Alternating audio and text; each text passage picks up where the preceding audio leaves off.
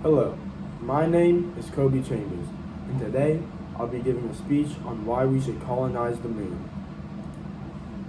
Have you ever wondered what life would be like on the moon as a civilization? Well, you can help that cause just by supporting the cause. In this speech, I'll be telling you the problems, why we need to go colonize the moon, how you can support the cause, and the result of colonizing the moon. First, let's cover the problems. Earth soon just may not be suitable for human life.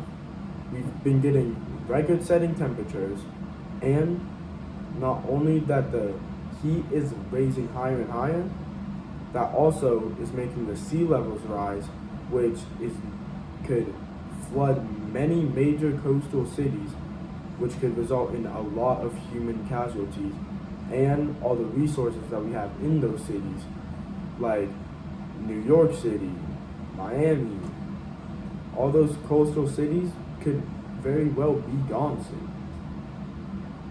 Also, we need a safe space as a civilization where no war can happen there, no nuclear war, because many countries have nukes, which could end the world like very quickly. Because once one country sets off a nuke, all the nukes are fired. But the you can't send a nuke to the moon because it doesn't have enough force to go through the atmosphere. So nuking the moon, it can't happen. So it would be a safe place for nuclear warfare. Also, it can help us start to get along better as a civilization. Now I'm going to talk about the solution to these problems. So we have to put the right people in power. Because if the politicians don't care, then the government won't care, and it eventually just will not happen. And you might be thinking, I can't control the government, but you can vote on politicians that care about this space and the colonizing the moon. And they can affect what the government does. And if other countries see that the US is going to the moon again, they're going to want to go too. And that will help us further the civilization on the moon. And we have to support NASA because at the peak of their space exploration, they were getting a lot more money than they are now. And if we use the money that we had then and the knowledge we have now, and we use both of those, it'll be so efficient and we can do it a lot quicker than the pace that we are on right now. Next, I'll tell you what will happen when it actually does get colonized. We can make it a lot easier to Mars, because everybody's always hearing about colonizing Mars, and some of the top billionaires like Elon Musk are talking about colonizing Mars.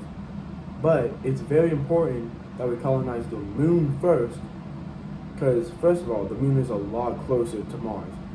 So when you hit the right cycle. Also, since it doesn't have an atmosphere, launching rockets from the moon is a lot more cost effective. Which, who doesn't like saving money? And we need to practice having a civilization on another planetoid before we go straight to Mars. So the moon is a great option for that. Also, it will be, as I was saying earlier, a fresh start for civilization, where since it's such a small area, the people will need to get along to make this work. And we can use the knowledge of getting along on the moon and apply it to what's happening here on Earth. And now for the final part of my speech. Now I've told you why we should just go colonize the moon and how to do it. And now I want you guys to go out and support the organizations that are trying to colonize the moon. And it doesn't matter how you support, just support. Just go to the page, tell people, You don't even have to donate anything, just support. Now let's go colonize the moon.